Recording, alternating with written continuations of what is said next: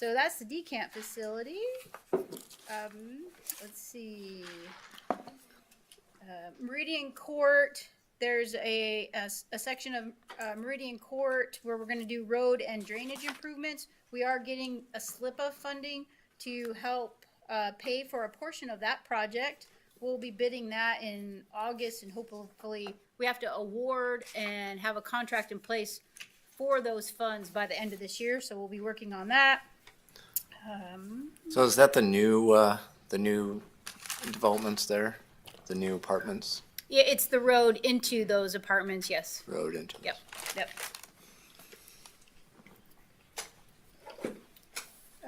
Was that, are some of those issues resulting from the development?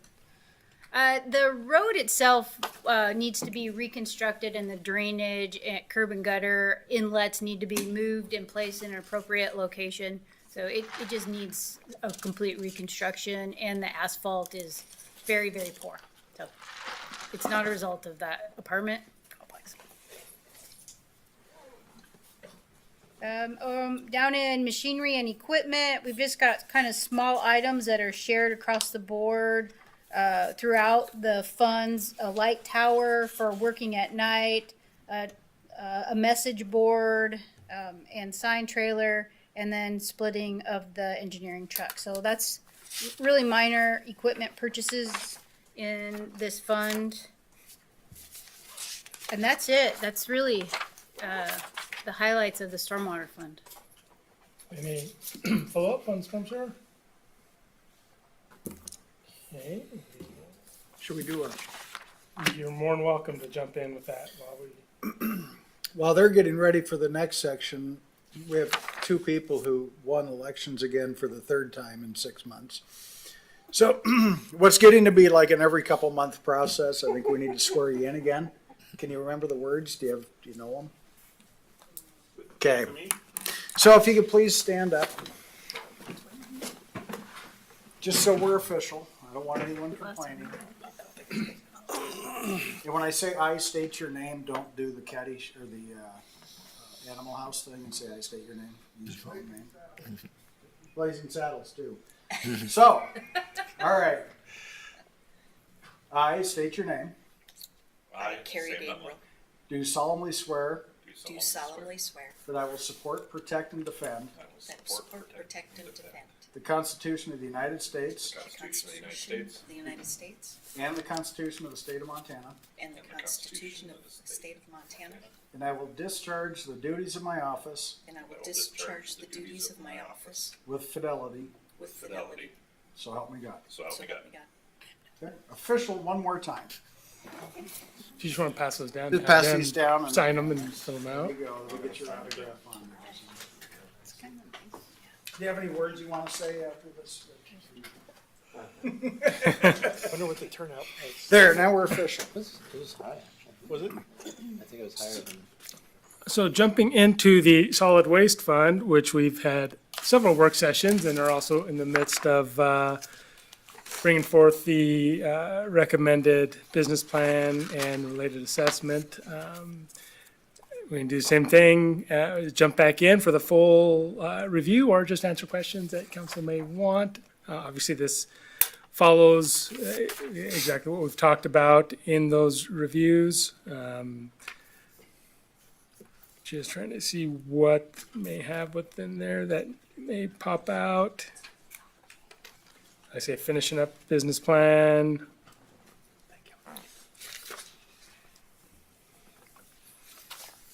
Susie, anything in there that would have been unique from previous discussions? No, I don't have anything else to add other from what we've discussed before. So, I mean, I'm happy to answer any questions anybody has on it, but there's really no difference from all of the line items and expenditures that we've had that we've discussed through previous work sessions. The machinery and equipment that are scheduled. Yep, the machinery and equipment are to purchase a new front loader and a backup replacement loader, and then the service vehicle that goes with that. Of course, if those options are not approved via council, then we would take that off of this budget and not purchase them. So And do you remember when we have that tentatively scheduled to come back for the potential meeting where that would be voted on? I assume it's got to be before second meeting in August. yeah. So the resolution of intent for public hearing, that is going to be in front of council on the May 20th Okay, meeting, and then we set the public hearing for I believe it's June 17th. okay. So, yeah, we'll definitely know by the time the final budget's there, Yep. so. Yep. Any question on solid waste? Wasn't there talk about a side loader as well? Or is that somewhere else in the? There's a replacement schedule for side loaders. Yeah, but I thought one of them. There would be a purchase of a new one, but that's coming in fiscal year 26. Okay, That would be the following year after that. all right. I knew there was one coming up soon. Yep.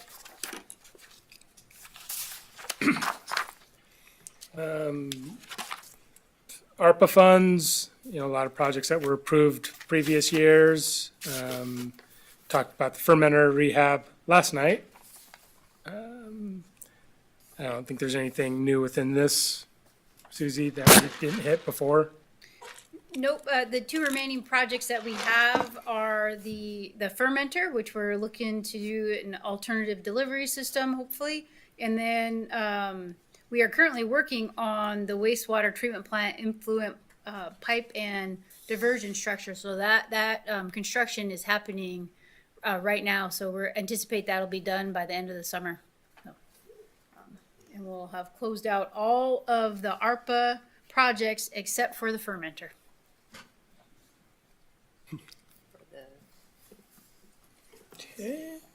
For the second, yeah. Moving on to the central garage.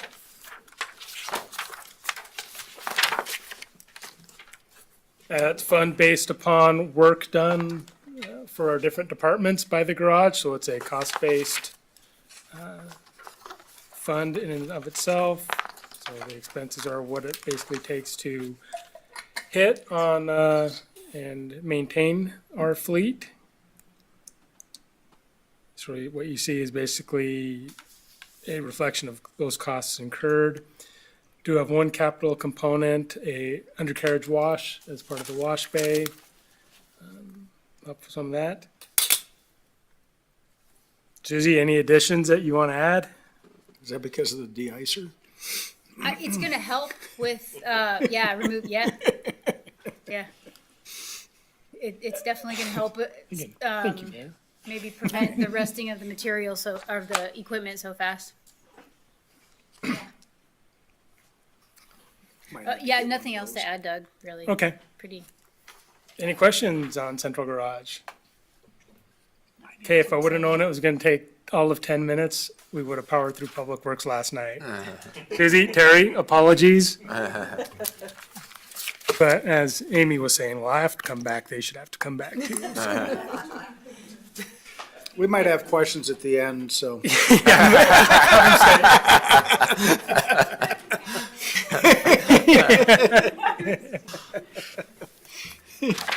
Do appreciate you coming back, finishing out. We'll follow the schedule and jump into IT. Again, another internal service fund, so you're facing a lot of the costs that are directly incurred related to it. And we can go down, I know, Sid, you'd asked about maintenance and licensing, which is where we have a lot of the contracts that are citywide, and Erica produces a long sheet every year, so if you want to go through each maintenance contract, we're more than happy to hit it, but. she No, I was just provides- wondering if they were on the IT budget or spread out.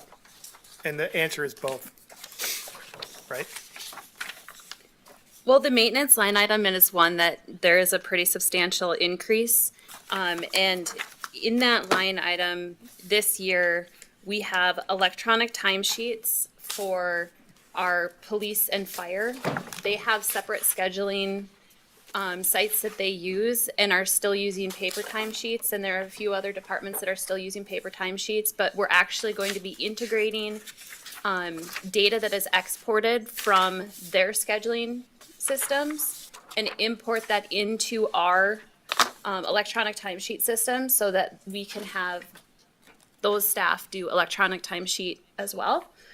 And then we pay 3-year agreements with Microsoft. They're called like Microsoft Select Plus agreements, similar to an enterprise agreement where we have specific licensing for servers and clients that is paid over. We pay it up front in year 1, and then it covers 3 years. And we have some very expensive licensing for Microsoft for our computers and servers, and that explains a portion of that cost. This year, we are also using a cloud service to deploy print drivers. And what that essentially means is that when a computer is connected to a printer, there is a driver that needs to be installed. And there was a vulnerability like 2.5, 3 years ago called Print Management or Print Nightmare. And it now requires admin rights to install printer drivers. And that is very complicated when you're talking about setting up a new computer for a police station where we have, 3 different shifts of staff that work, and IT doesn't necessarily always work every single day, all days of the night, or all times of the day. And we are trying to manage with actually testing this out with some of our printers that don't have so many staff on it first. And eventually, the goal is to remove the need to have print servers in our network entirely, taking away the risk and the requirement of deploying with admin rights for every user. Another cost that has increased is our virtual server platform. It's called VMware, and it was sold to Broadcom, and there was a very hefty price increase on the license renewal in the upcoming year that we're looking at. Item 358, which is our Office 365 and email licensing, we are actually going to be adding like Azure blob storage for cloud-based backups so that we have an offsite backup in the cloud. Under 359, there's a slight increase, but that is to add internet service down at Depot Park for our Parks and Rec department. That's moving tomorrow. And then we have a lot of renewals that are not necessarily new. Our phone system has not been completely deployed yet, and we're working on acquiring a SIP service provider right now, and that's basically telephone service through your internet.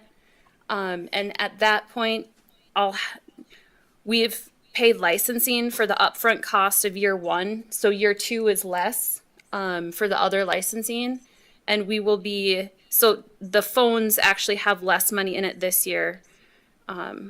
And then we have a new cost with diesel for the generator for City Hall, but that's very small compared to the cost of the generator itself. Once you go SIP, have you looked into just the Teams licensing for phone numbers? We're Soft using phones? WebEx, flex calling for the actual phone service. Okay.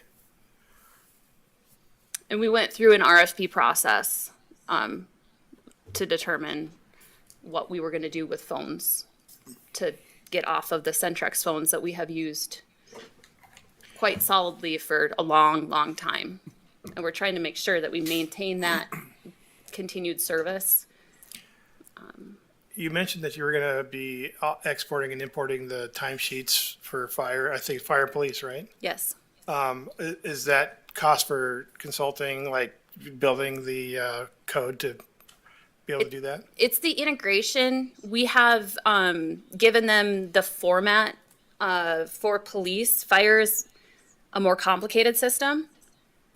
So we're starting with the police side of it, and their developer is going to, they have a process in place from doing this with other organizations before. So they have experience with it, but it is essentially the integration development time that we are going to be paying for. The licensing side of the electronic timesheets is already included in our licensing that we pay to that company. Okay, thanks.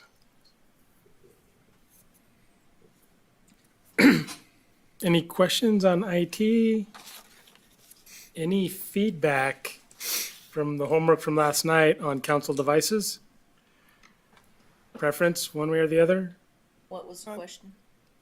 What? iPad versus. Yes. I prefer the Surface, so. Do we all have to have the same? It would be preferred. I'd say iPad. So what's the iPad? People. How many people want an iPad versus?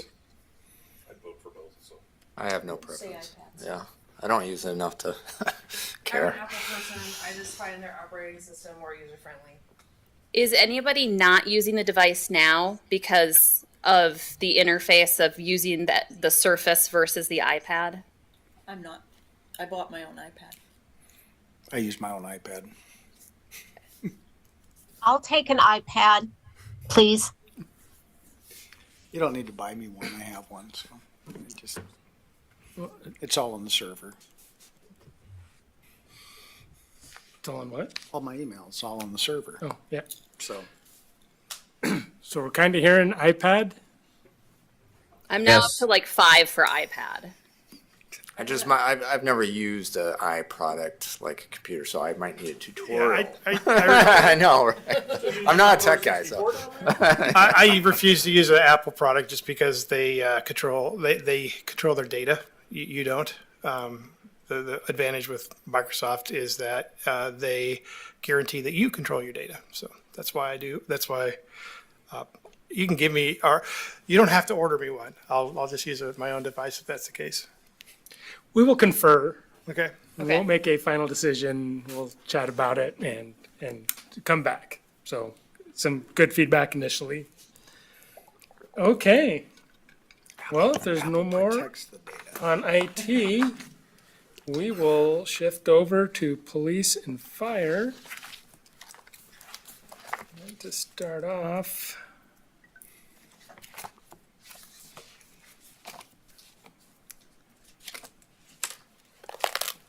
bring that up, but do want to kind of give a little bit of a outlook into the future here, as I was referencing last night. See, numbers have already been opened.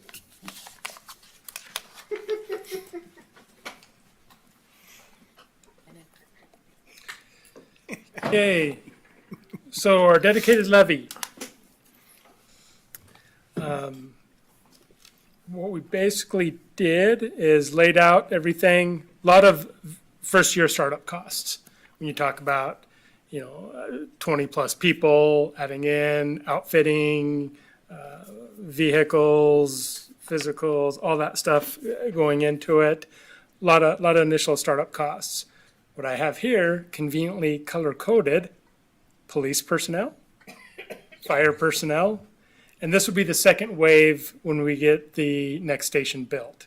So we'd be hiring those additional employees, anticipated, ready to go in fiscal year '28. So it may even drop down into fiscal year '27. Then we identified, the costs that we had for those new employees. So within here, of course, it's not coming up, Darn Surface. but, and we'll talk a little bit about body cameras, but, so standard costs that are attributed to these new employees within this fund, they're gonna have this for that number of body cameras and ongoing. Same thing with IT, uniforms. We're gonna keep those within that dedicated levy as well to follow that same number of employees. So we forecasted that on an annual basis.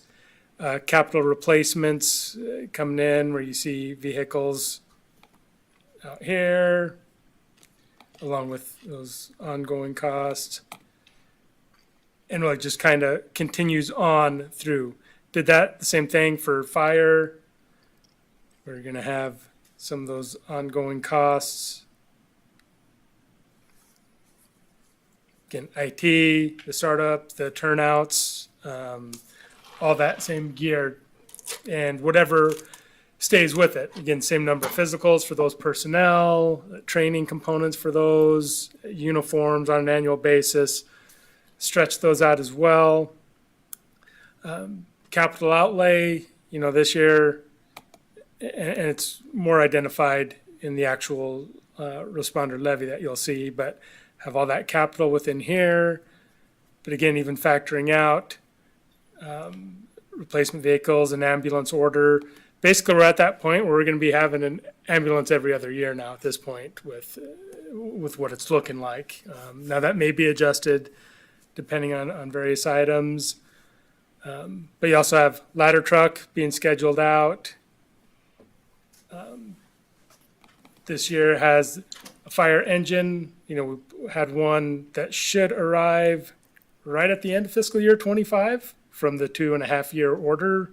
We're anticipating a 3-year order on this one, so we'll start that process and get that in place and rolling, hopefully for the station to come out in this fiscal year 28, hopefully operational. Like I say, it may even be in FY 27. So again, just forecasted all those out. Any excess we have in revenues over expenditures for these first few years are going to be dedicated to the station build. So we'll have a fund balance working in there. So we anticipate out of these first few years, we'll have about 4.2 million to pay for it as it goes.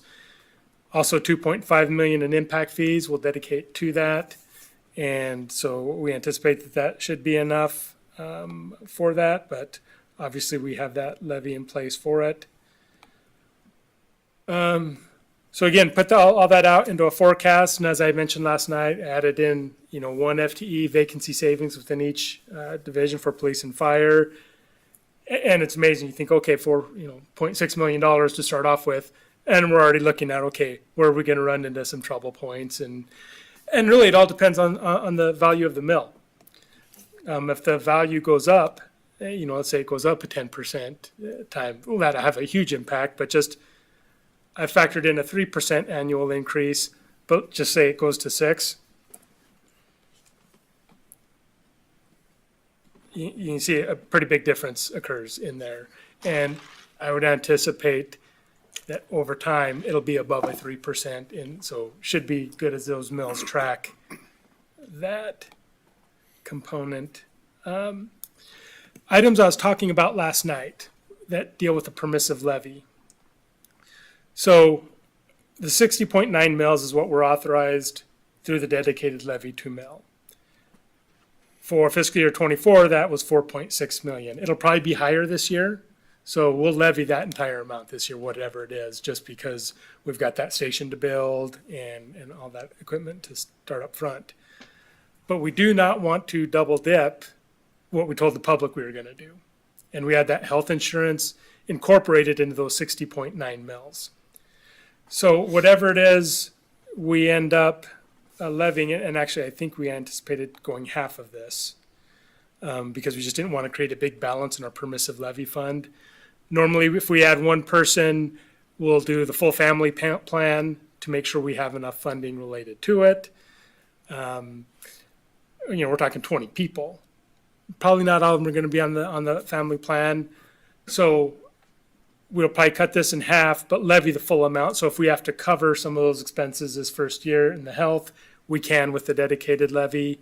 But this is just to show that we will back out that dollar amount from the permissive levy, and this is the amount that ultimately we will levy.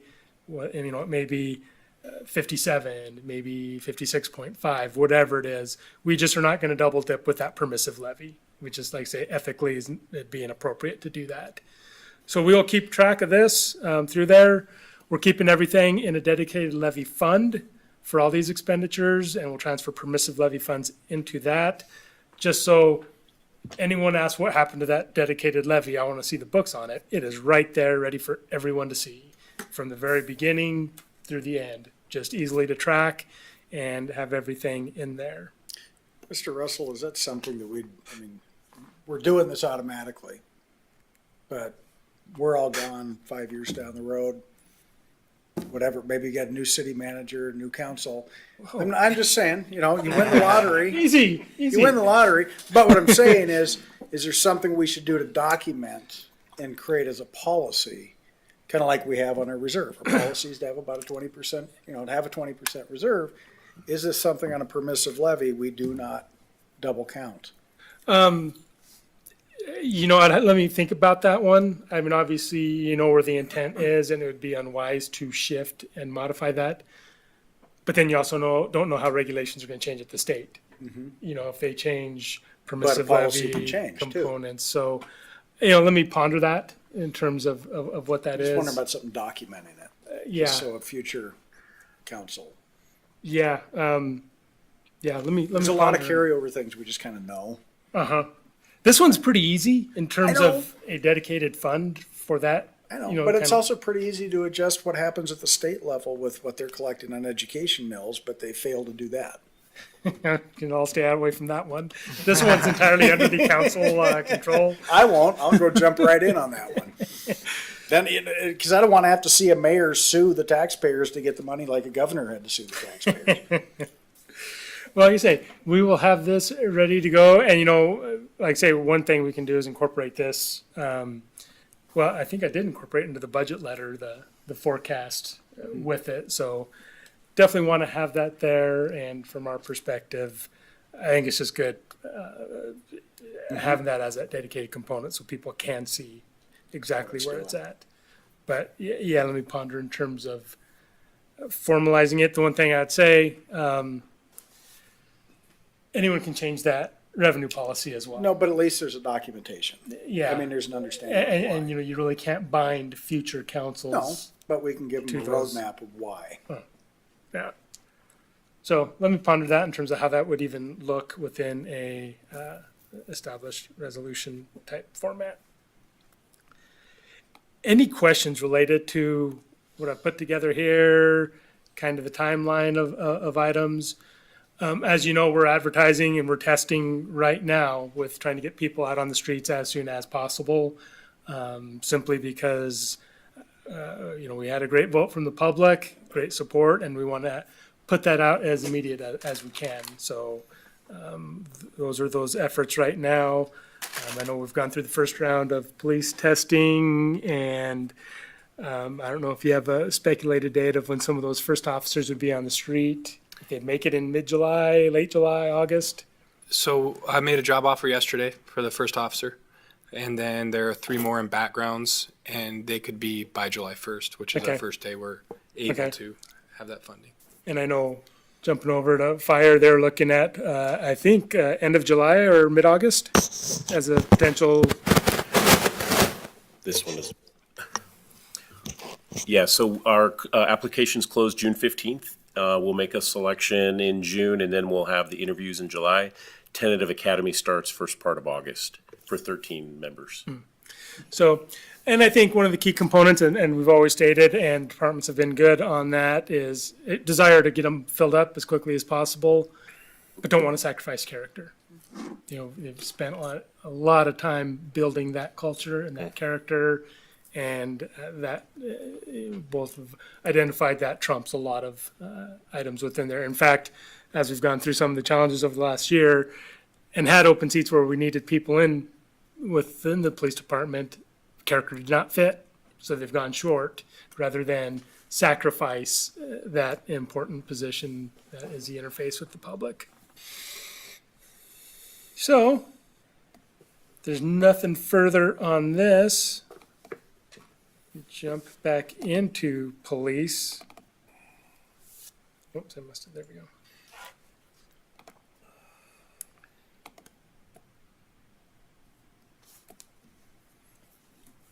Which, again, is really quite simple.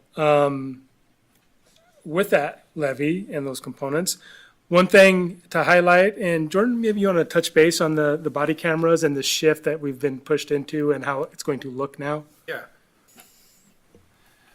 So now that body cameras are a standard throughout the country, what you see is companies take advantage of that and they shift their policies to become much more expensive with how we do body cameras. So we were notified this last year that our typical company, it's called WatchGuard, that we do our body cameras from, they are no longer servicing that model, and they're switching to basically a lease program for all their body camera systems.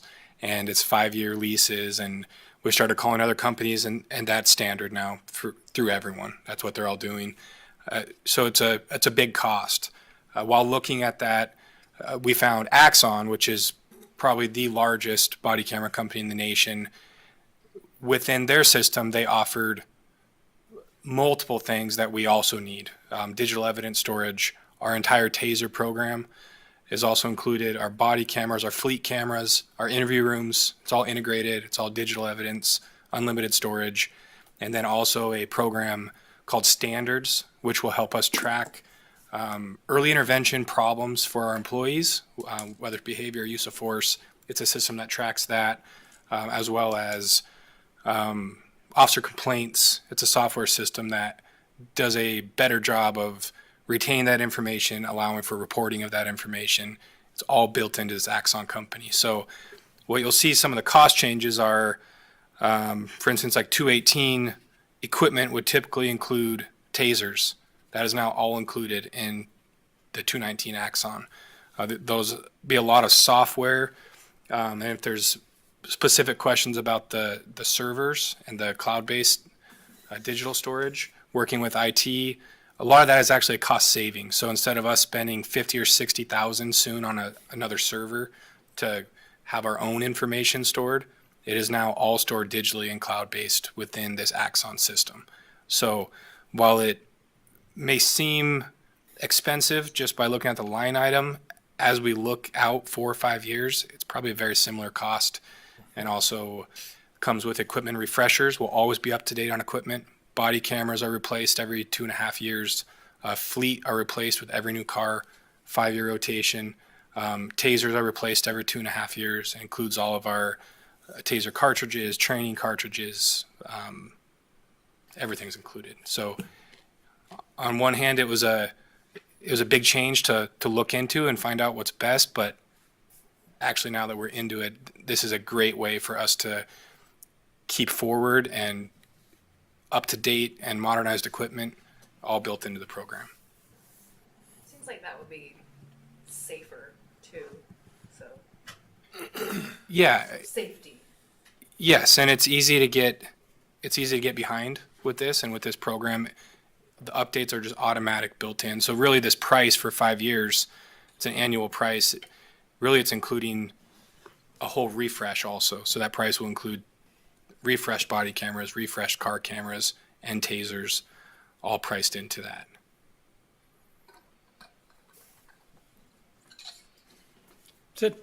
Do we have a storage cost for the video now, or is that included in the software vendor reason or the vendor reason now? We have large storage costs. So for instance, this year alone, we would be looking at 35 to 40,000 for just the server for our interview rooms. We'd be looking at another 50 to 60,000 for the server that holds our body camera storage. Those would be in the next year or two, and being replaced on a much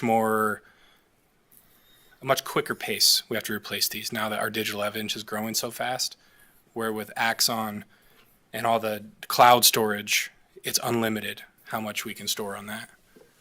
It's unlimited, and there's no, how long do we have to keep that footage? So it's 5-year contracts, and then there's some language built into what they can increase it for the next contract. Or how long do we keep the evidence? Yeah, Well, we have a retention. I don't know it offhand. It really depends on the charge. There's some evidence that we have to retain for decades or 75 years. Yeah. Some of it, we have retention policies that we have in place for our just body cam footage, and that is more internal policy. So there's the retention by law based on the charge, but then there's footage that we retain, maybe even if there's no criminal charge attached, just so we can have that. Usually it's 90 days is what we typically retain footage that isn't attached to a case. We'll retain that for 90 days as well. Okay, and I was just like looking in here and trying to find the line item for the storage we're paying for now. So, Erica, so some of the storage that we pay for right now would be upcoming in next year's budget. It's not going to show here because we're not having to do it. So Okay. it won't show in the line item. The large investments are the WatchGuard server that stores all of the body cam in the car video, and we would be replacing that one, I believe, next year or the year after. Then we have a big storage device. It's called a SAN. It just has a whole bunch of disk space in it, and that has like 36 terabyte of disk space right now. And that would be replaced also next year. And part of this is like we have to space out these big investments because the interview room system is priority. We held off on that one this year to do it next year. But you know, when you're talking about out of those 3 systems I just mentioned, each one of those are close to $50,000. You can't do that in 2 of them in 1 year. And then you have a life expectancy of those of, 5 years. Maybe the SAN has 6 years. It gets very expensive with large amounts of video storage. Yeah, I guess where I was going with this is this new vendor is going to store our video as well. So would these systems then go away because of that? Because we're storing them with a SaaS provider now? Those systems would go away. Okay. So, I was just kind of trying to figure out how much of our IT spend was going toward just storing all this video. And that's going to eventually go away, which should free up some budget in IT, for other things or whatever. I was just trying to figure out what was going to eventually go away. And it sounds like it's going to be a couple years phasing those out, right? Actually, those costs are in the police department. So when we do the interview room expense or the server for WatchGuard, that comes directly out of the police department. Okay. But they're not on this, what I've seen yet on the police. Well, you don't see an annual expense for it. Because if Okay. we get a server, it's going to be in that year that it's purchased and put into place. Yeah, but there's maintenance costs to go with that. Like you have to have hot swap disks ready to go and all that kind of stuff. So I was wondering where that comes out of. So for the police department, in our 365 line item, just for this year, we would have had $10,000 for WatchGuard evidence library that we would have spent. That's gone. We would have spent around $34,000 on the evidence SAN storage. That's gone. That reflects in my line item budget from our expenses for last year that we would expect this year. So that's $44,000 just right there out of those 2 that is essentially being applied to this new 219 GL. Okay. No, that's great. I know there's a significant cost savings to get a SAN out of your building because there's heating and cooling. Yes. I'm sorry, there's cooling and electricity that's pretty outrageous actually for the size of the equipment. So I appreciate that. I won't dig any farther. I just wanted to make sure that it was noted here somewhere that I guess it is noted here because we're not paying for that this year, right? In 25. Yeah, it's going to be incorporated. Well, I mean, yeah, we're not paying for it, but we are paying for it. We're paying for it with The new the system. software In the new lease. cost of the. So you're not going to see a drop of, hey, 40,000 a year in it because it's pretty much going to be wrapped up into here. Yeah. Buying red apples, not green apples. Yes. That's definitely a appropriate analogy. Different way of looking at it. Yep. How about them apples? So I just have a couple questions. This 221 safety equipment, I'm just seeing it's quite a bit of a reduction. Is that some of that? I just get worried when I see safety. I think the biggest expense, so you're looking at going from 16,000 to 5,800. Yeah. I think the biggest expense was shields that we purchased last year. That was in that line item that Okay. isn't repeated. Okay. And then on the ammo and supplies, seeing that go down, but I know we're gonna be increasing officers. Is that just the prices of ammo going down? Ammo prices, and then our firearms team leader has done a really good job in how we've been allocating and getting our surplus up so Okay. that we're in a position that we can really maintain with the ammunition. Good. Yeah. And then the last one is 237, the reserve program going up. Do we have more reserve officers now?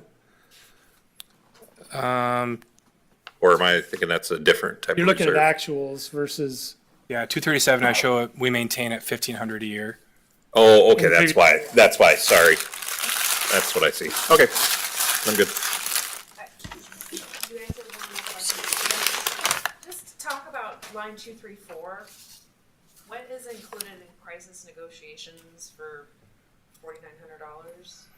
So crisis negotiations is a team that deploys with the SWAT team. They are the ones that are in contact with the suspect, that have the training in negotiating their surrender. And that price is them having a ballistic helmet and plates, body armor, is what that price is. Thank you. Yep. The only thing we're missing is the light bar for the mayor's car. yeah, that's not in there. Keep looking. Anything else on this first page before I scroll down? Because we keep hitting other items within here. Again, all fairly straightforward. We'll get into some of the redevelopment and the remodeling as we get into impact fees.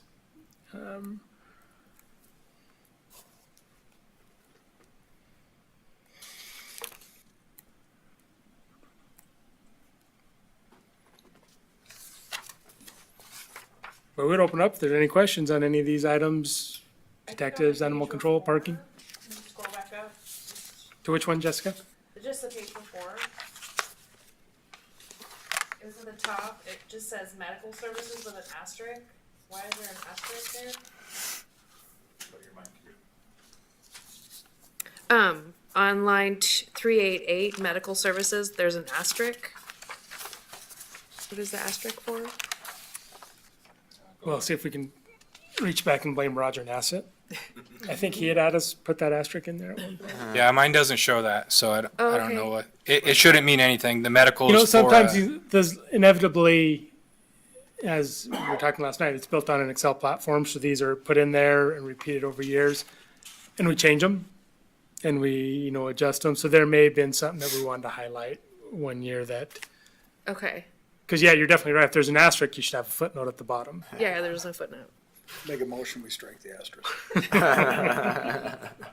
if I had to guess, it would be for the lead testing that we were doing for officers. Very well could have been. It was added into that. So, that- Yeah, that's a, So we're gonna keep the number the same for PFAS testing on the officers.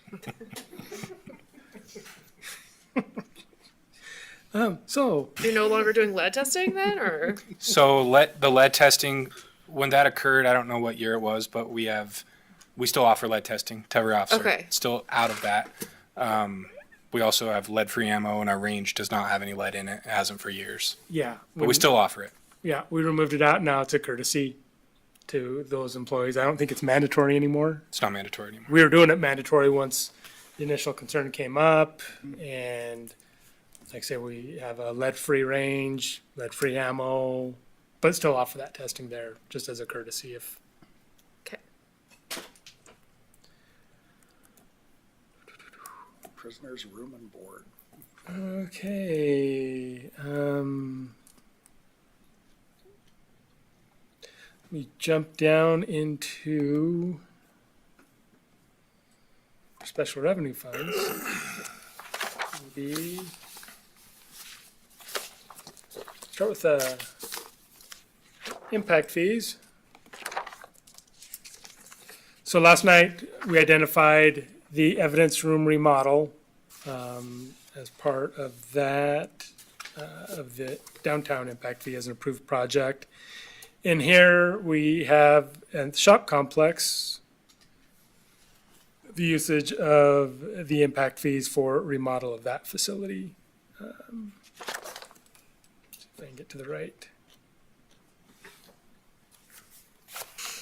And there you go, within the police department. Looking at that.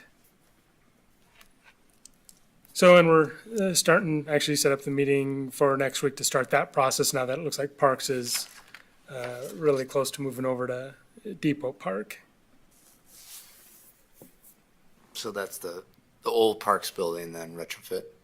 We'll hold the detective and the evidence, and we're still gonna remodel downtown at the shop complex for some more evidence storage there. Still have some, working on whether or not it makes sense for parking and a shuttle coming back up, or some of those things.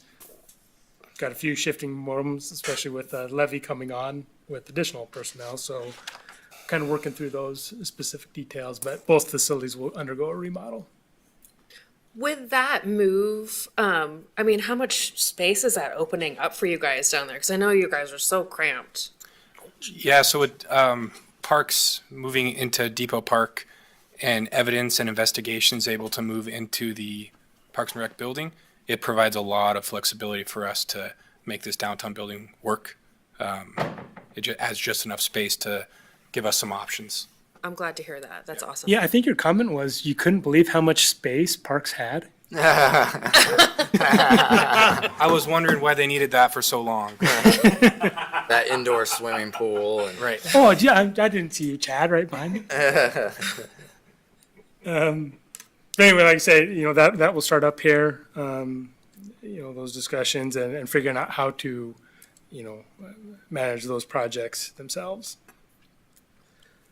Then we get into that dedicated fund for the emergency responder levy. Like I said, we have it as its own special revenue fund.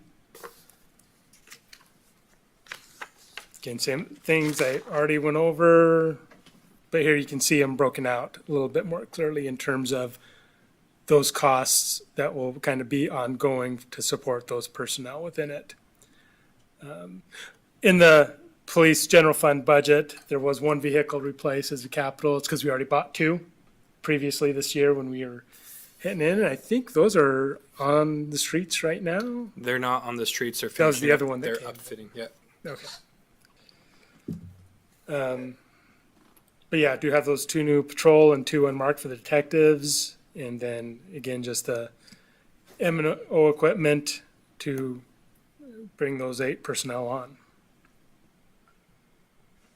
And I know you just said something about this, but you had mentioned something about the parks going down to Depot. Is there going to be parking available for the police department down there? Because I know parking in that alley for you guys is really tight. Unless Chad wants to keep all his parking spaces too. I'm not sure if he's going to give those up. Well, parking is at a premium. So I've had another request for some of those spaces that just came in last. So it's all being managed and worked through of how well that's going to work. I can tell you there's not going to be enough parking for everything and for every use that we have. That's just the challenge of growing departments. But it will free some up and, be able to have that access with Parks and Rec over in Depot Park. Definitely be some more parking. How it all works out, though, is still part of the process. That's it. What is 829 transfer to block grant 2919? Bulletproof vests. It's our match. Oh, So the match for these personnel goes into the Bulletproof Vest program. Under the general fund, we have the same transfer to that Bulletproof Vest program as well for replacements in there. I'm guessing that's in the text below, right? Probably not. I'm just wondering, for if I was a member of the public, I'd be like, is that code for like them hiding money or whatever? That's, We could not put highlights for every line item. sure. So we could never get away from that potential accusation if someone wanted to say, Yeah, well, that's that- okay. What, they could dig into it and they'd be told, or we could just add the word vests. or something. you could scroll down to the grants Oh, in there here, they are. Okay. which the one you're talking about is in law enforcement grants, Okay. where you have the bulletproof vest and you have transfer from levy, Yeah, but you 7,500. don't have the the block number there, so you can't like associate the two. One says Bullet Best Partnership, and the other one says Block Grant 2919. Let's put an asterisk by it. I just think that's the new budget software would take care of that. Yeah, okay, yeah, sure. I'm going to scroll back up to hit the other grant programs. Homeland Security, typically get some equipment related through that. I don't know if there's anything, Jordan, you wanted to hit on it? Typically, in the next few years, we'll apply that towards radios, handheld radios, on the Stone Garden grant. The DUI grant position, will be renewed. That's coming down here Yes. So this is, we used to, and I will talk about it a little more. We talked about it last year, and that was grant supported position. We used to get, I don't know, 40,000 Yes. for shifts, overtime shifts. And actually, it was Jordan that initiated the phone call with the state saying, that's great, sometimes we may have trouble having it. And was able to work out where they funded a full FTE. So we were able to hire in that process with Jordan reaching out and saying, we may be able to put those funds to a better use and have someone fully assigned to that detail and activity. So To the Stone Garden? To the, DUI grant. Oh, the DUI grant. Okay. Stone Garden is just equipment. What's that? Stone Garden is just equipment. I think they have some additional shifts that we had in there. They're a band. And how do we track that? I mean, if it's kind of cooperation with border patrol and stuff. yeah, so Stone Garden, the way that they do the grants, it's managed by the Flathead County. Flathead County allocates us certain equipment funds and overtime funds. Anytime our officers work a Stone Garden operation, which has to do with some sort of a narcotic investigation, we fill out a report on a federal system called a daily activity report. And that is how the reimbursement goes through finances through the Border Patrol. And that is usually around $30,000 in overtime funds as well. It's about 50-50 with equipment and overtime is what they like to see. So that's mainly involved with drug trafficking? Only drug trafficking. It has to focus on drug trafficking. Okay. Yes. Okay. Okay. Drug enforcement personnel. And you see you got one person dedicated with that. And works with Northwest Drug Task Force.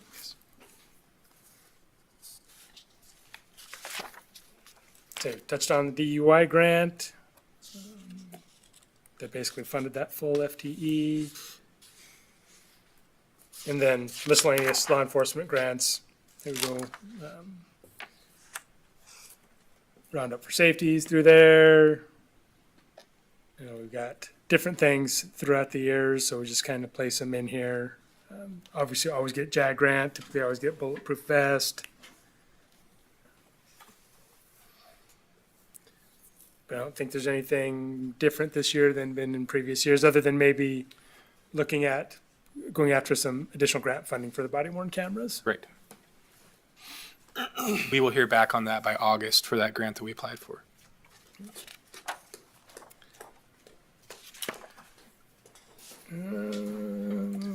Page of that. Let's see.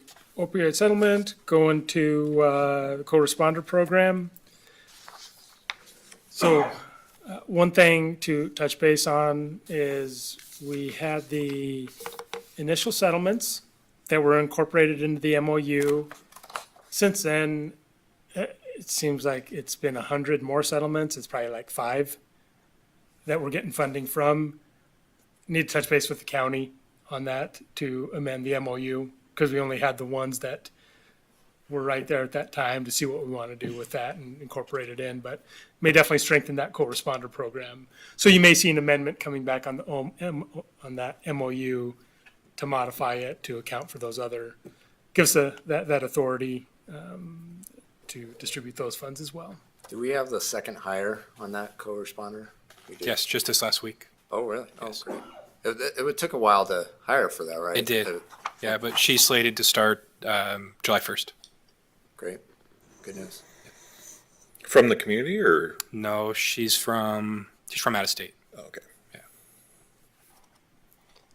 Yeah, I think that wraps up police, unless there's any other questions for. I have a general question. So with the incorporation of legalized cannabis and in association with DUI incidents, is there a new like testing kit we had to purchase for that or whatever? And is that a line item in one of these?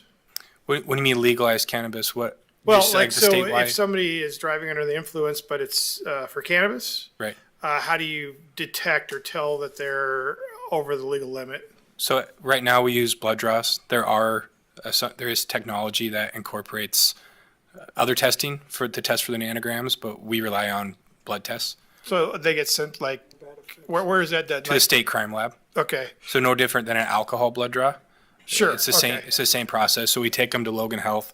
They do a blood draw. We send it to the crime lab to gather the results of it. Okay, great. And I'm guessing that they're staffed 24/7. So, I mean, if you have somebody like 2 a.m. that you need to test, is that something? Oh, Logan Health. Yeah, Yeah. 24/7. All Yeah. right, perfect. Okay. Yep.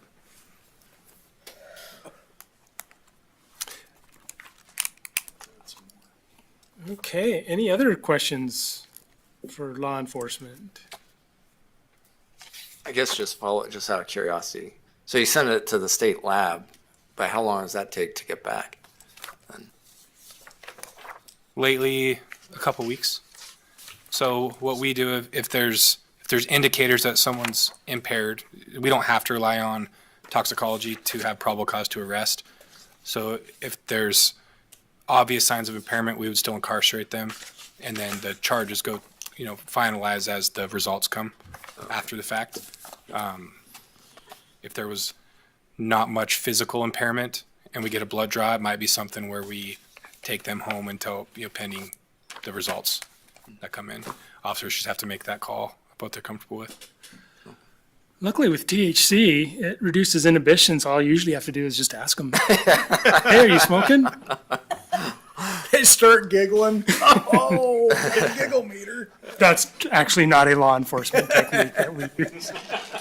I'm also interested in this will be a discussion next year, but if they do indeed move cannabis to Schedule 2, how does that affect enforcement and that kind of thing? I'm interested in that.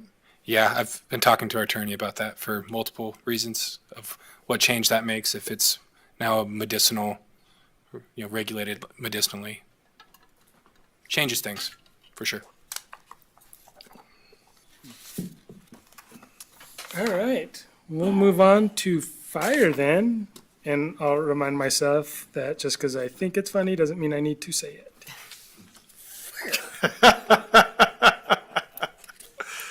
Though that's after the fact. Okay.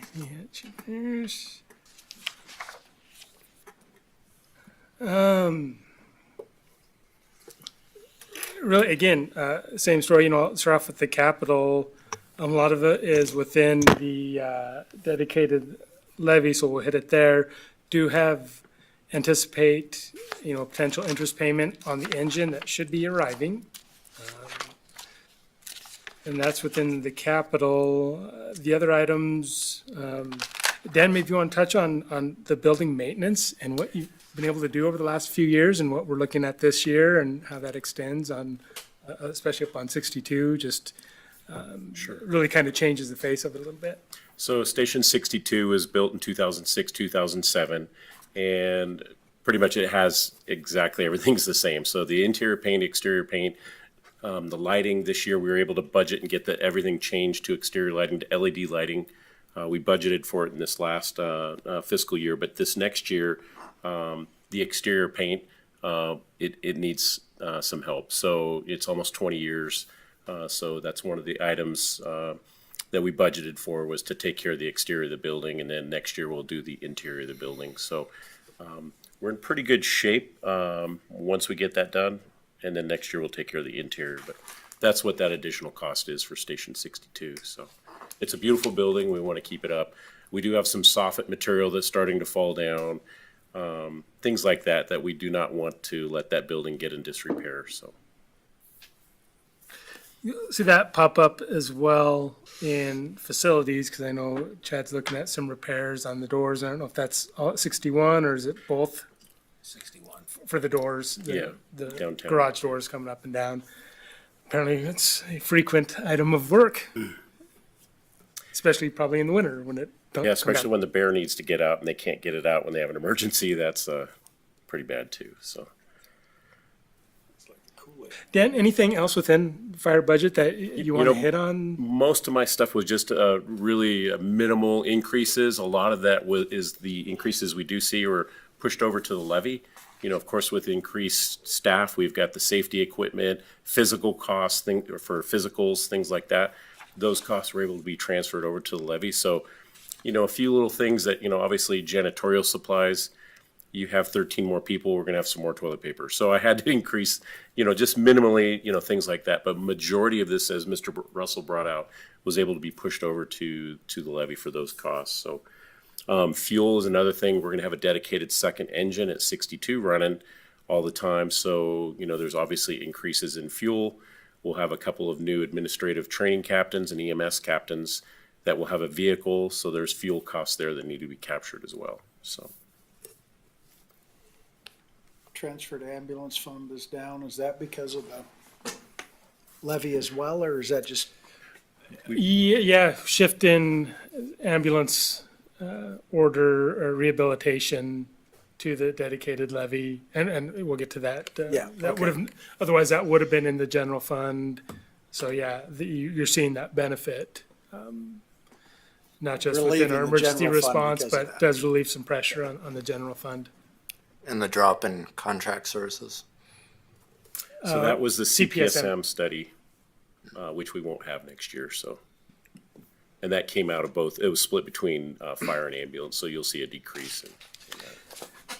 Dan, Jessica had a good question last night, talking about the overtime. I would not anticipate the overtime going down much with the addition of more people and the occasional pickup of some of those, but am I right on track with that? Yeah, I wish there was a way, actually with Erica, with the new IT associated with our payroll, we should be able to capture that. A lot of this overtime is due to training, and we can't capture that right now. So our staffing overtime has come down, but we're able to get caught up on some of our needed training, and of course, guys and gals have to do that off duty. So I think with the new software coming up, we'll be able to capture true costs as related to overtime staffing versus training, so.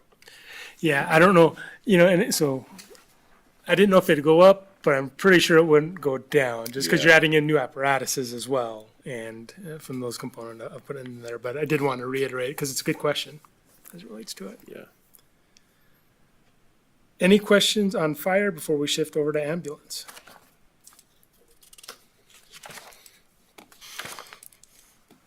Okay.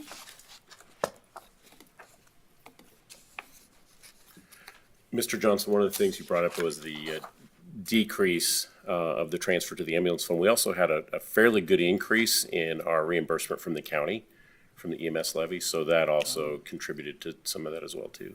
good?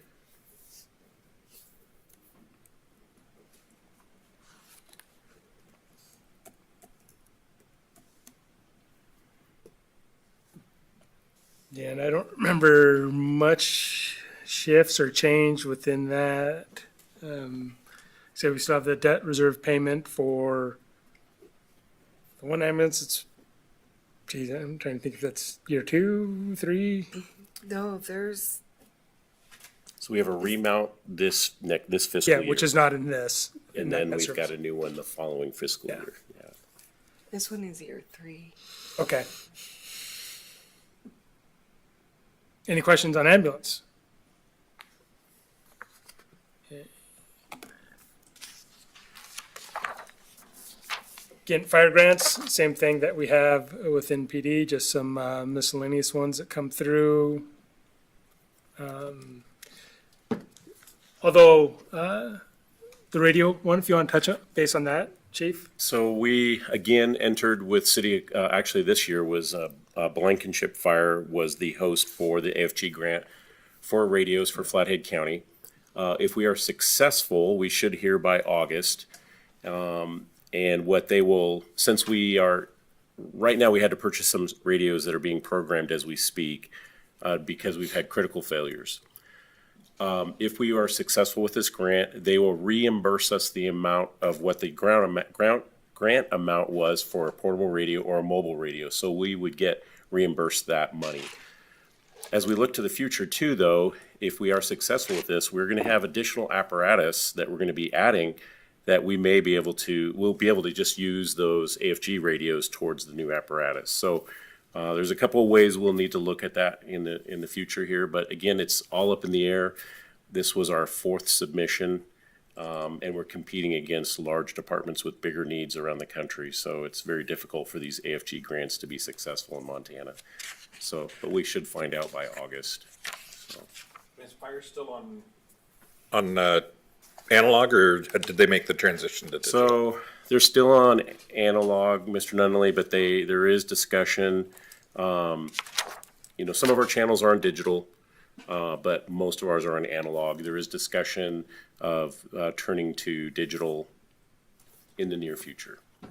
Thank you. Yeah.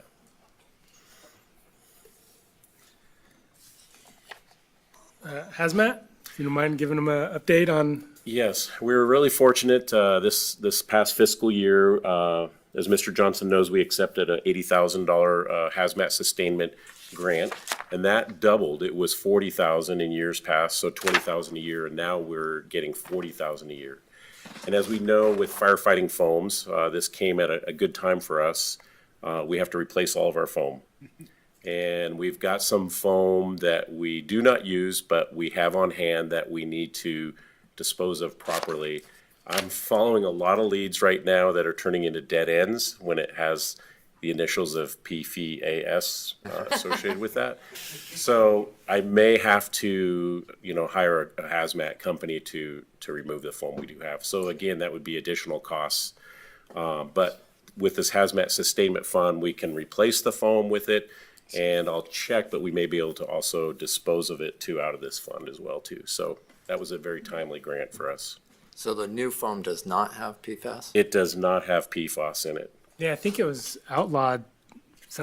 I don't know how old our stock is, but It's pretty old. Yeah, Yeah. because we typically don't. But I can assure you, we have not used any of that foam in many, many, many, many years. So, Okay, rolling down under impact fees.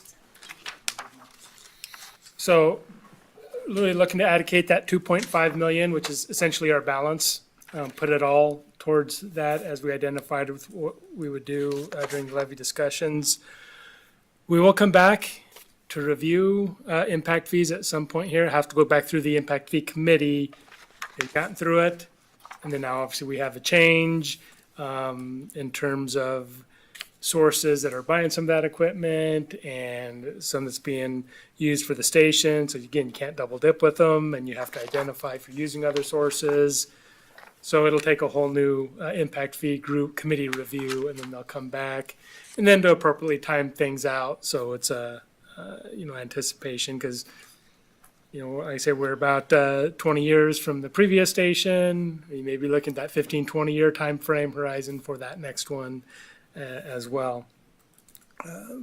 But that will come back before council. But we are, like I say, using all of our available impact fees, well, up to the 2.5 for that Station 63. Here within the responder levy, again, same thing, identified in the PD. Although with fire, one thing we will look at, especially as we get closer, and we are too late for this year's round of safer grant funding that you're allowed to hire firefighters with, and they cover the 75% for the first 3 years. We will absolutely look to take advantage of that and put in applications in the upcoming years to help leverage what the community has supported us with. So we're not going to turn our back on those opportunities. So next spring, we'll probably be putting in applications for firefighters through the Safer Grant process. But again, in here, you're looking at those startup costs, especially when you get into turnout gear and some of those things. They get a little bit pricey for that first year component. And then our capital outlays here. Again, that ambulance, Chief's going forward with the rehabilitation of the 2006 chassis. Yes, so we'll receive our new ambulance that we ordered a couple years ago in August of '25. Once we make sure that there's no bugs to work out on the new apparatus, later in the fall, winter time, we'll send the 2006 out. And what they'll do is they'll take the chassis off, keep the box, they'll refurbish the box and put it on a brand new chassis for us. So it saves us about $50,000 doing that. And we'll continue with that model from here on out. Of course, with the addition of a new station, we have to buy a new ambulance, but in the future, we'll just keep refurbishing our apparatus that way with the ambulances. You mentioned a new engine order. Say we're 2.5 to 3 years out on that, so we'll be looking forward. Luckily, Chief put in a lot of work on the specs, so we have those ready to go out because we ordered one just this last year. The urban interface apparatus rebuild, again, same thing in terms of looking at the just a rehabilitation of the chassis. Yes, so we have a older GMC Kodiak that the shops would like to recycle from us, the central garage. But we are going to, again, take that flatbed with our fire pump on it, transfer that over to a crew-friendly vehicle, a crew cab, where our members are safe. Right now, we have a vehicle that just holds 2 people, and it doesn't have the modern safety designs of modern equipment. So we'll get that onto a crew cab where a crew of 3 can be transported safely. And again, that'll save us, I think I have budgeted $105,000. If you were to go out and buy an apparatus like that, it's anywhere from $200,000 to $225,000. So again, we're saving money on that. The central garage will make that transfer from one chassis to another. I've already talked with Tom, and it's a wintertime project for them that they can handle, so. You'd said fall of 25, is that fall of 24? For the rehab of the ambulance? It'd be winter of 25. Okay, Yeah. okay. Oh, wait a minute. I'm in a Fiscal brain year fog. 25? Yeah, it'll be this winter, you guys. Okay, that's what I was thinking. I want to say we're not. I'm getting fiscal year this year all confused. Yes, it'll be this winter. Sorry. But I do think it's important to note those components because, you know, the logical thing you'd think is, oh, you just got a $4.6 million levy. You know, do we need to be that cost conscious? Well, of course we do. And I appreciate Chief looking at those measures for both the ambulance and that urban interface vehicle to, again, further extend and be responsible with the equipment that we do have. And actually, I think that wraps up fire and EMS, unless there's any other questions or any general questions for Chief? Too short, we gotta go longer. This is a lot easier this year than it was last year because of the levy. I mean, It, a much easier discussion. The numbers haven't changed significantly. yeah, it definitely puts a new light on these two departments, especially when, you know, we identified everything that we were gonna do with it. It's all right there. So it's just the implementation. The challenge is the implementation, the hiring process, the training process, just the internal dynamics, you know, adding in that many more people into the teamwork type framework. So in some cases, you know, going through the levy process was easy. It's the implementation that ends up going to be the challenge. Well, we will move over into Parks and Recreation then.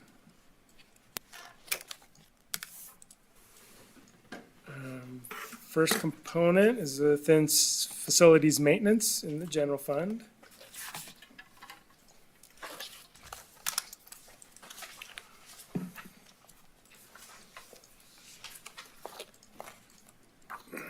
Let's see.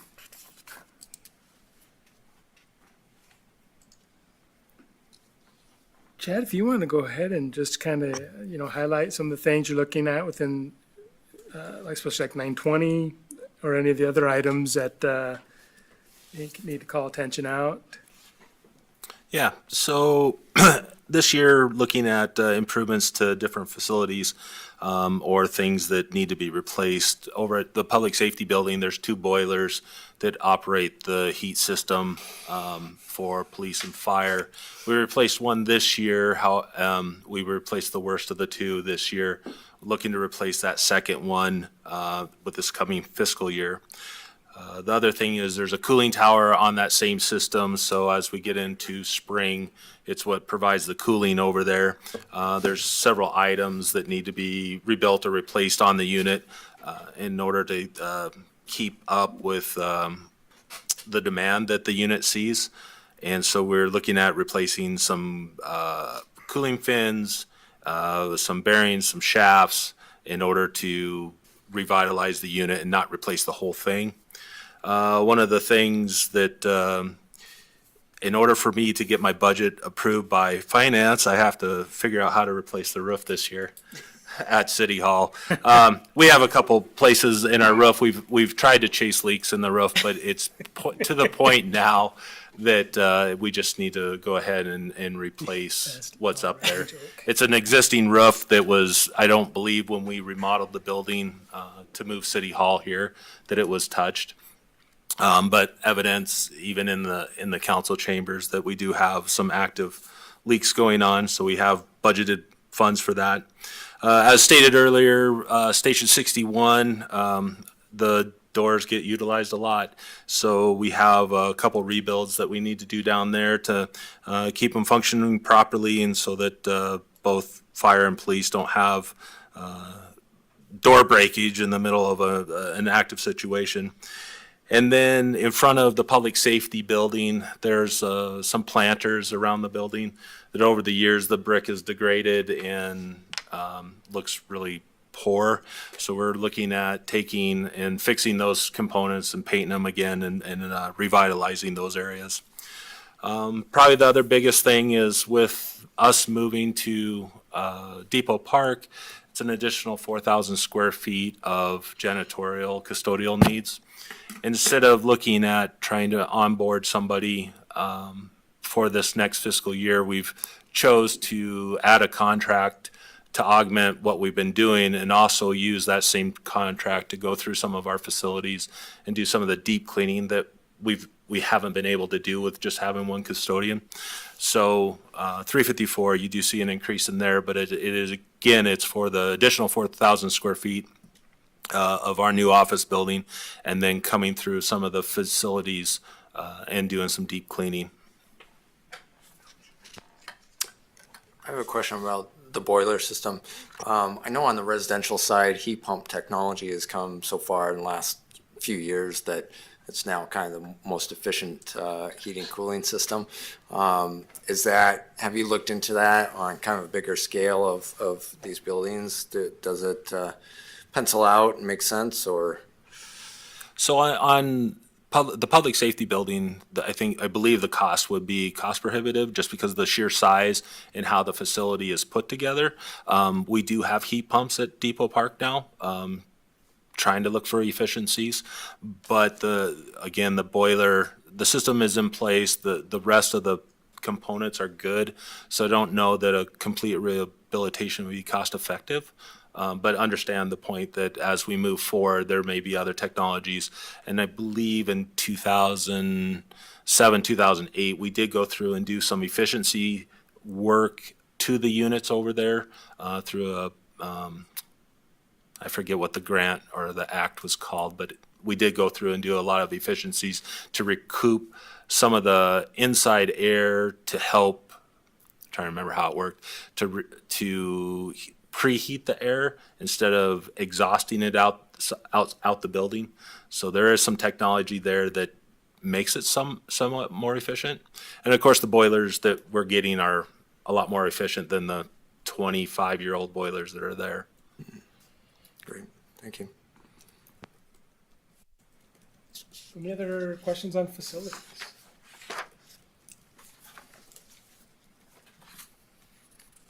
Okay.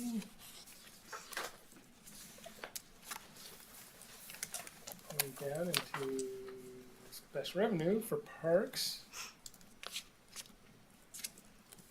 First one through there is the parks in lieu. We've had discussions on that, but that just shows kind of a little bit of the history of there. Looking at some improvements, Chad, if you want to touch base on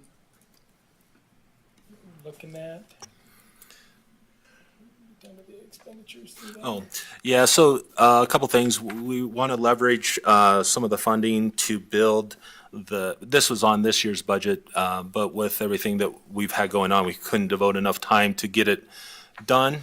But it is to build a north maintenance facility to serve the north end parks. Currently, everything is being served out of our south complex where the shop complex is, and then we travel north to KYAC. KYAC has also exceeded the capacity of the small garage that's out there. So we want to build a facility that can help support that, but also support the north end parks. So that's in there, along with making improvements to Lions Park. The playground equipment there is very dated. I believe it closer to the 80s.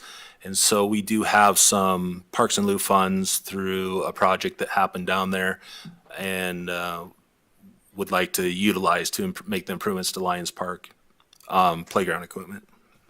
Can I ask a somewhat related? Was that looking at the wetland complex there at Kid Sport, and it's all fenced off? And I imagine it's probably there's stormwater retention going on with that, and so maybe it's a public works thing too. But just wondering, in terms of the fencing, if it'd be nice if it could be used, recreational access to it. So that's actually DOT. That's not city. Oh, it is. Yeah, Okay. And is it stormwater? I believe so. Yeah. Yeah, it sure looks like it's. It is cool. Yeah. That's what, but always was my assumption. It's a great nesting facility too. The ducks are all over it with nests. Okay, anything else on Parks and Lieu? It's riparian area. Come on, leave it alone. That's great. It's beautiful. The cover covers all of the different parks Oh, your divisions. mic, Doug. Oh. So the cover for the Parks Department, cover page right here in revenue expenditures covers a large portion of the different divisions that will hit kind of individually, but shows the different revenues from the programs and the expenditures. As we get into the main Parks and Recreation budget, we're looking at two personnel this year. One, the assistant director, which I talked about last night, and just in terms of, helping Chad balance that workload. It's just getting to a pretty big point, as we can see just by the magnitude of the budgets. And then also a recreation programmer, which we can talk about here in a little bit. But as we get into the maintenance and operations, a couple things, we'll hit on specifically. Kind of an update on the Highway 93 trail planning with KLJ. The Parks Master Plan, we carried it over to this year. When we initially went out last year, didn't get a very good response. We'll be having a work session, obviously, on a potential major regional park here at the end of the month. That would definitely impact it, so we'll probably delay even going back out again till we see what's going to happen with that, because that would certainly impact the evaluation and some of the different things through there. Which park are you talking about? Potential development on Western Meridian. Oh. On the park line. But Chad, if you want to kind of give an update on the Highway 93, where that's at from last year, even though we don't have funds budgeted for next year, you can at least kind of give an update on how that process has gone, I think is.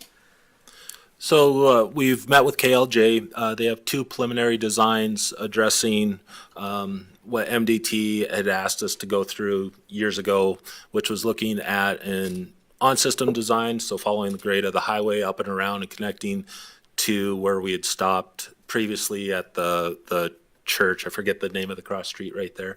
And then also looking at potentially going up like Charlotte and then cutting across underneath the Lutheran home and then connecting back into that cross street area.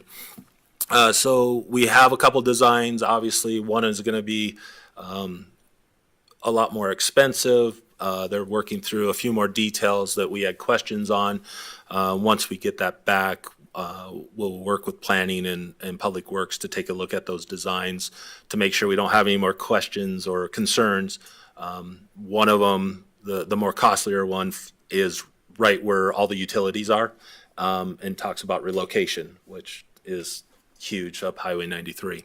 So we're hoping that to finalize that before this fiscal year's end, so that as we get into grant processes, we can use that information to hopefully leverage getting funded back to build that section of trail. So the one along the highway, being a direct route, and then the other one, I assume, is quite a bit longer if it's, kind of, I'm not sure which one's Charlotte, but going back, kind of back into the neighborhoods type of thing, is that? Yeah, so actually it's not so much the length, that what happens to keep ADA access and meet all the requirements, you end up building a vault. One side's 15 feet tall, the other side's over 10 feet tall. So it's this path that's, essentially in earth or almost a tunnel that would go across in majority of the way. The problematic for us is then that creates a space that may feel unsafe. It may create reasons that we're in there more often, graffiti and that type of thing. And also, it's right where the utilities are. So you're dropping grade down 15 feet. There's a lot of movement of utilities in that area. So most of the cost isn't because of the length, it's just the constructability. And even if you were to remove the highway sidewall, you have a lot of earth to take care of, which remove. And then you would have to look at things like how you're going to retain that hillside on the other side. So we talked through some scenarios of what that could look like. It was very expensive. So again, we're going through a few revisions that we had discussed, and then we will work with planning and public works to see if they have questions and concerns to get to a final document still. Yeah, without a map, I'm having trouble envisioning the alternatives, but just thinking about the concern being that if the cheaper one is kind of a, off the highway, you get most people still just walking that highway as they're doing now.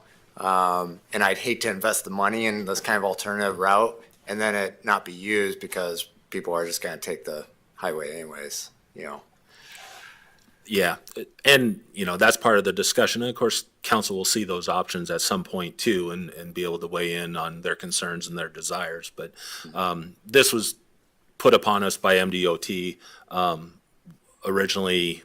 I can't remember the year, but it's been several years when they requested that we look at an alternative after awarding us funding to build an on trail or on system trail that followed the highway design. Okay. And Chad, I'll just let you go if there's other things within the basic expenditures you want to call out or highlight. So probably the biggest expense is at moving into a new facility. One of the things that we will have is a programmable space. We don't have chairs, folding chairs or folding tables. So we have some funds set aside for making those or bringing those amenities into the building because we already have programs that we're going to bring to the facility and have them start there and then probably disperse into other parks. The other thing too is as we move, looking at our office furniture, we've been grateful that over the years that other departments, as they've upgraded and found new furniture, we've been able to receive that. But going into a new space has been really problematic because it doesn't fit all the spaces. We've got a plan to make things work until fiscally we can make those purchases. So that's another big purchase, is trying to find office equipment that really fits the space.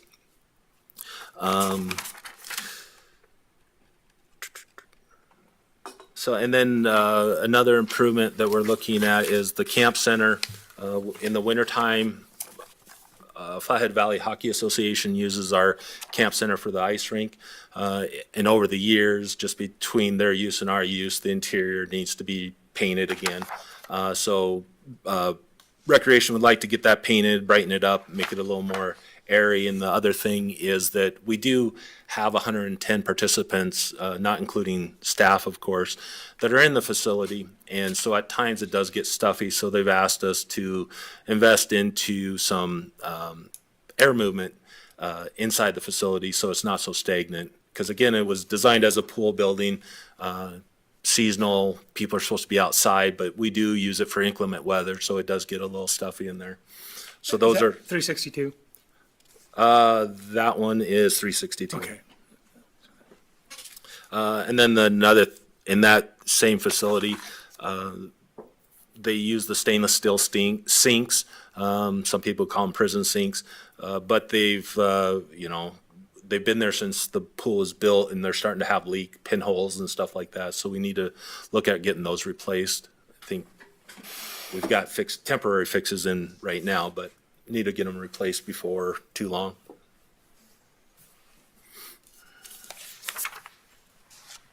And then 620, we have some funding set aside, 941, we have funding set aside for the grant that city manager talked about for updating one of our parks vehicles for this year.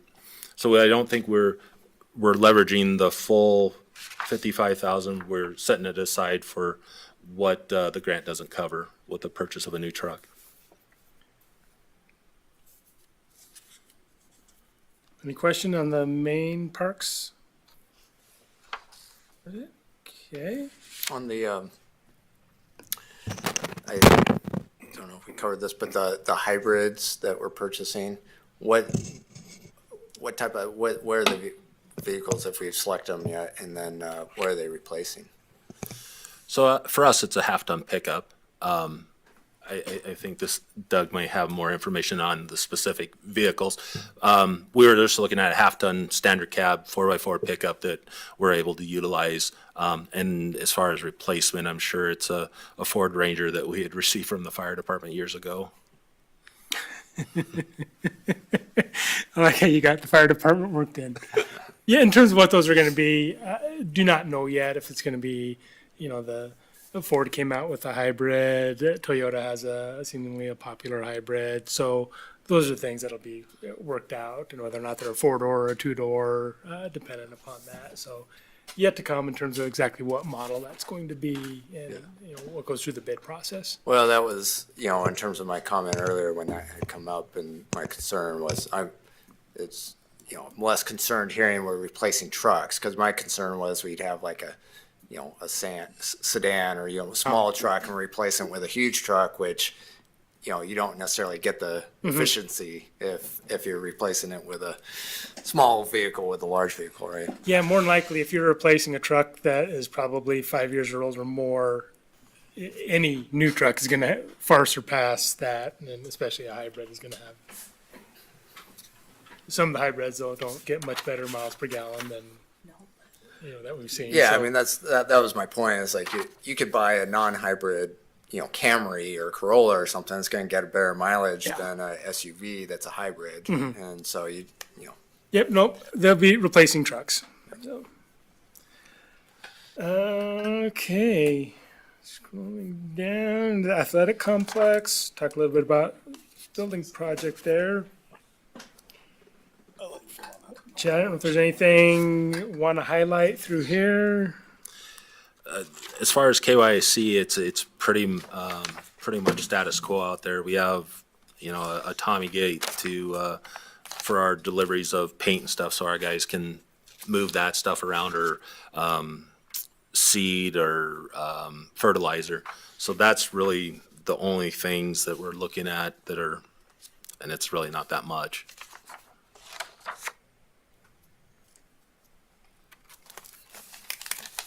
Okay, any questions? We'll move on to recreation. And hand it right back over to you, Chad. If there's specifics you wanted to highlight. So we are asking for, in recreation and youth camps, we are asking for a third programmer. Originally, when I started in the department 17 years ago, we had 4 programmers. We've been managing to do it with 2 programmers, but we are also seeing an increase in usage of our existing programs. And when we went through that recession, we really just got rid of senior programming and adult programming, but we are picking up some adult programming that community partners aren't doing. So we're seeing an uptick. We're also looking to have a permanent staff member that is available for like summer camp or after school care, because right now we're using short-term employees, which is okay. We have great short-term employees, but at some point we need to have our face there that is responsible, that and have that continuity between the participants, their guardians, and our office. So we're looking at and then spreading some of the workload that our programmers currently have. I know last night you talked about background checks. We are adding that into what we do with our coaches now, something that we hadn't done in the past, but feel it's extremely important, especially with the who we are serving. So we are doing that this year, and I believe that's about it. Other than online registration, we're breaking that out a little bit different now, but online registration has been a huge help to our department as far as taking on the responsibility of people walking in and making payments. I think I told the city manager, generally our first day of summer day camp and summer activities opens, we do $90,000 in one day through the front office, which is difficult. I have to have all hands on deck through that day. With online registration, we probably had 5 people come into our office, but we did $125,000 worth of business in one day. So we found some efficiencies, but it just gives us time to do other things that get put to the side. Any questions? Recreation. Okay, jump right down into youth camps. Did you just say ute camps? I may have. Ute. Chad, anything stand out? I turned over when, going through it, it all looks the same to me, but, Chad, at a more in-depth level, if there may be certain things you want to hit on or discuss. So one of the things, besides online registration and the third programmer, this budget, you'll see at 355, there is a new fee that we are having to pass through. So when we started working with school district 5 years ago, they included busing students to our after-school program as just part of what they provided to the community. Over time, there was a cost to it because now they were starting to make routes purposely to get students to our programs.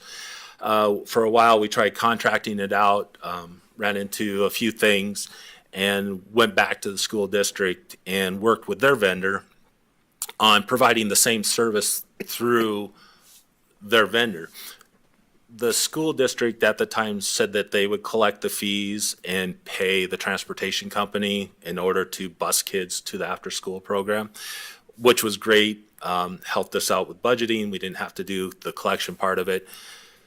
But over time, school district, obviously, it's our benefit. It's for people coming to our program. They're having a hard time having that pass-through account. So they did ask us last year that we start to burden that with our budgeting and have that communication with people that are participating in our programs. So now the busing, people pay us for that busing pass. We pay their vendor. We use the school's vendor still. And So you see an increase, but it's just a pass through in order to make, to get that busing part back into our budget.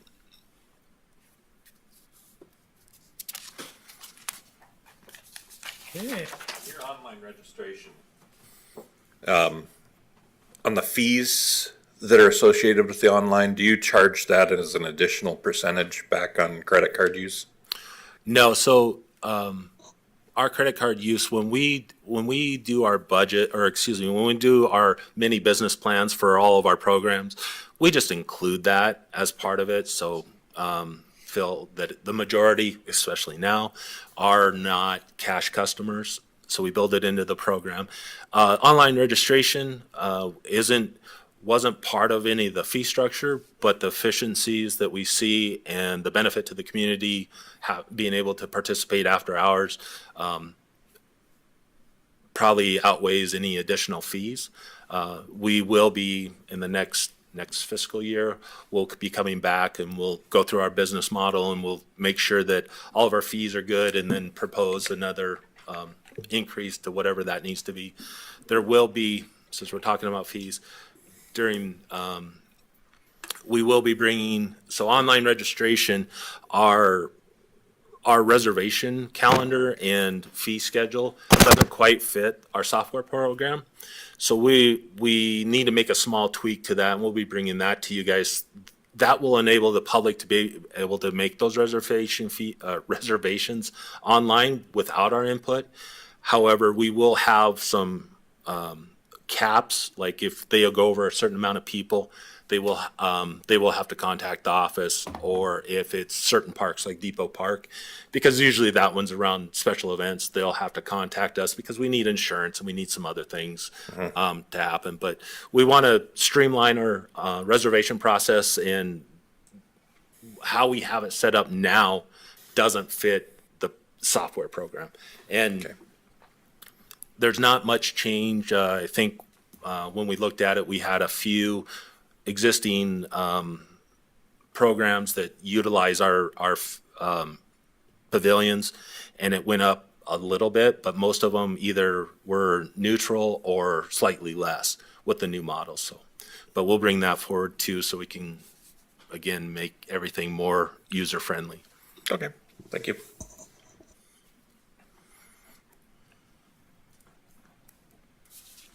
Okay, into Woodland Water Park.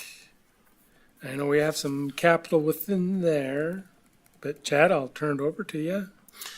Yeah, so 932. So we've been working through the LWCF. We anticipate that this year we will get our reimbursement.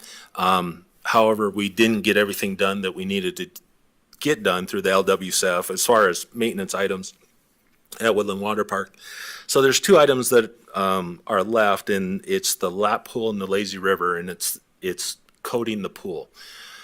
We've looked at different options, from painting to liners to a hybrid called Aquasil, which is a little bit of painting, but it's a little bit more durable, and plaster.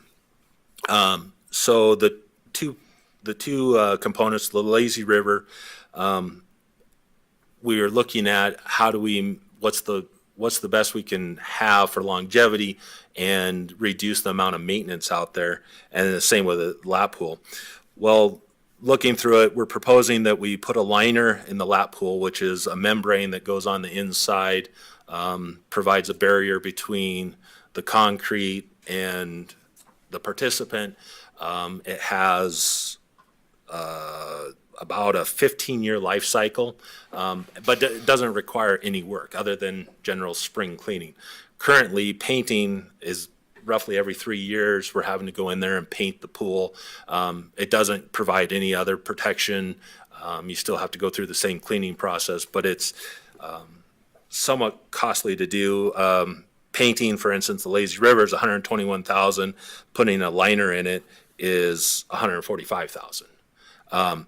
But the problem with the liner is that the Woodland Water Park sits on top of some natural springs. Our concern with doing a liner is that you would have pressures underneath, even though there's relief valves that would be installed with it, would push the liner out, and we would have this constant battle of trying to keep the liner inside the lazy river, where the lap pool, actually, we have to leave ballast in it because the pressures of the pressures below will have a tendency to pop the whole lap pool out. So we leave ballast in there, so we have less concern that that pool would pop out. So we're proposing kind of doing two different things. One, the lazy river would be use this product called Aquasil, which would be more durable than painting. It would last the 10 to 15 years. And then the liner, doing the lap pool with a liner would last 15 years. I believe the warranty is 10 to 15 years. Talking to other communities in the state, they're pushing 20 years with no issues at this point. So we're looking at the longevity. How do we reduce the amount of time we have to put into every spring? How do we make it, the user experience back at the pool not looking like it's a 20-year-old facility? So those are the two biggest things that we're looking at this year at Woodland Water Park, is making those improvements. This year, I don't know if anybody's drove down there, but you can look at all the activities and the slides. We've got them all coated, new gel coat on them for this year, and they're all the surfaces are, the sliding surfaces are smooth, so all the transitions have been fixed. So this would be the kind of the last thing that we need to deal with as far as revitalizing the water park. I guess with our experience with PFAS, I'd just, maybe you've already done this, but look at the toxicology of an aqua seal for the lazy river, It'd be some that we might have to look at, yeah. As we look at aquatics facility, go back to Utes Camp, seasonal salaries explain what happened with salaries again, because we've been tracking, and like on aquatics, 180 grand, 170 grand, and budget for 23-24 is 273. This budget 319. And I know back on boot camps, it's kind of doing the same things. So I know it was, last year we put the new seasonal wage matrix in, because we just weren't getting anyone. Right. So we And I was did, so we thinking- used the same process that we do for our others. Because what I'm assuming is, well, I can make $18 at McDonald's. Uh-huh. Why would I come to you for 12? Yeah. Yep, so that's especially what happened in that 23-24 component. We just did kind of the same comparison that we do, and Right. then looked at it from that end. Especially in aquatics, it's obviously very seasonal heavy. And Chad, I don't know if you had anything else in terms of that. No, and I believe you mentioned youth camps. Again, we're looking at programming and forecasting new things that are going to be coming up. Some things are in queue to bring online with our new space. But again, the pool is the matrix. It's just increased that much. Right. And I another thing, kind of remember that from last year, but it's. yeah, and there's, again, as we're sitting in those situations, it's okay, what do we need to do to revamp our process, and how do we get recruit and retention? So one thing Chad brought forward, and I fully supported, I think it was a great idea, is prior to, we would offer the training, for anyone that wanted lifeguard training, we'd offer it. Well, now, and then once they're certified, we'd hire them. We'd offer the training. Right now, we'll hire people and train them and put them on the clock during that time period. So that once they are certified, they're already employees. And, if that changes 2 or 3 lifeguards in our current state, that's well worth those extra hours, just to be able to get them in and, again, really hire them, train them, instead of offer training and then select from a pool. So that's going to add in a few hours, but well worth it, because I know lifeguards have been challenged across the state. A lot of the municipalities, had shortened seasons last year just from a lifeguard perspective. Yeah. So, Okay. It's just one of those items. Yeah. that- okay, anything else on aquatics? I think we're on our last division then. Oh, no, wait, 2 more. Sorry. Park line and then forestry, I think.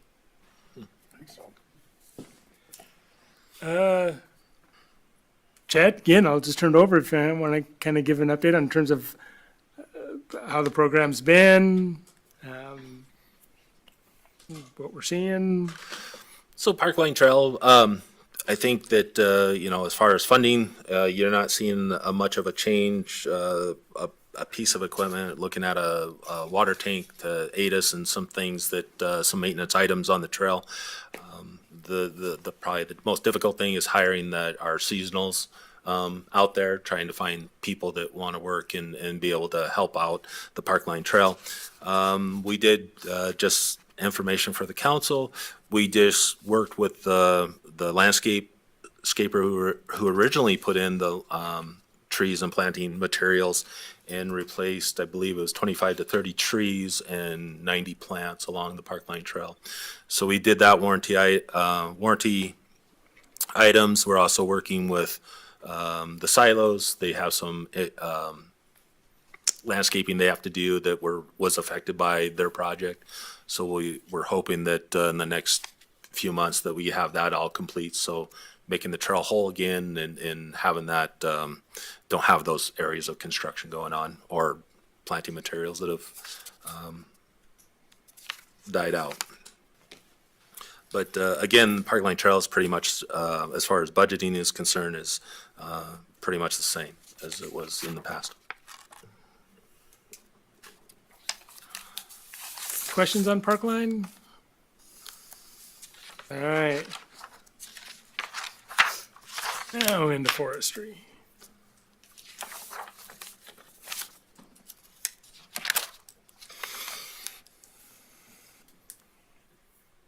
Again, seeing a pretty healthy balance in there. That should sustain, but going into the actual expenditures. Again, Chad, if you just kind of want to give us a rundown of those items that I think need to be called out. Again, it looks very similar to previous years. A little bit of capital. Yeah, this year, again, pretty much the same as Doug said, was seeing an increase as far as one of our software packages that we utilize, which was not really, it was minor. As far as 940 goes, we're looking at doing a mini lift. In the wintertime, we run 2 crews, so we break the parks crew down, move some of them over to forestry, and then we usually rent a man lift for the winter months. Roughly costs us $7,000 a year to do that. So we're looking at making the purchasing one so we have it year round. It also would enable us to, if our boom truck was down, to still continue on with forestry work. We would have this as a backup, or if we had a storm event, we would have a means to, or at least a means to put two groups together and be able to address those concerns. So as far as forestry goes, that's probably the big ticket item.